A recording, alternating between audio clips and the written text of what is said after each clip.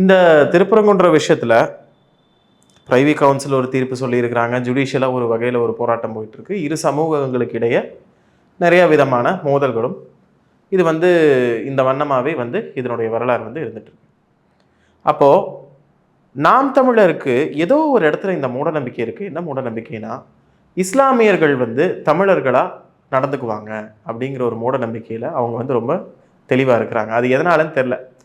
நீங்கள் ஒரு இஸ்லாமியரை வற்புறுத்தி தமிழராக இருக்க வைக்கணுங்கிற தேவை இங்கே யாருக்குமே இல்லை.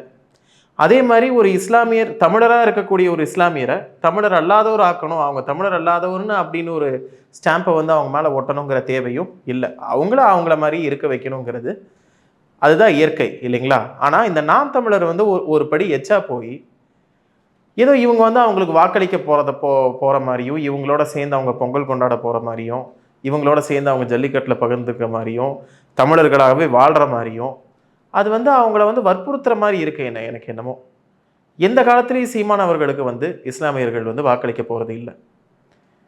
நாம் தமிழர் கட்சிக்கு நாம் தமிழர் கட்சிக்கு இஸ்லாமியர்கள் வாக்களிச்சாங்கன்னா என் ஒரு காது அறுத்துக்கிறேன் நான். ஆனால் சீமான் அவர்களே சொல்லியிருக்காரு சார், இஸ்லாமியர்கள் எனக்கு ஒரு ஓட்டு கூட போடுறது கிடையாது அப்படின்ற மாதிரி. சார் என்ன தேவை? சரி சார், உங்களுக்கு ஓட்டு போடலைங்கிறது ஓகே, அது ஒரு சைடு இருக்கட்டும். ஓட்டு அரசியலை விடுங்க.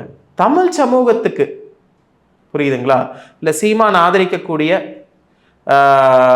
மேதக பிரபாகரன் அவர்களுக்கோ இல்லை விடுதலை புலிகளுக்கோ எந்த வகையில் இஸ்லாமியர்கள் உதவிகரமாக இருந்தாங்க? நீங்கள் இலங்கை போர்ச்சூழல்ல இஸ்லாமியர்கள் எந்த அளவுக்கு விடுதலை புலிகளுக்கும் இஸ்லாமியர்களுக்கும் நடந்த மோதல்கள், அங்கே இருக்கக்கூடிய இந்துக்கள் தமிழர்கள் அவங்களுக்கும் இஸ்லாமியர்களுக்கும் நடந்த மோதல்கள், இந்த வரலாறுலாம் சீமான எனக்கு தெரியாதா நான் கேட்குறேன். எதுக்காக இவ்வளவு ரொம்பவும் சப்ரஸ் ஆகி போறார், சம்பசிவ் ஆகி போறார் இஸ்லாமிய விஷயங்கள்ல?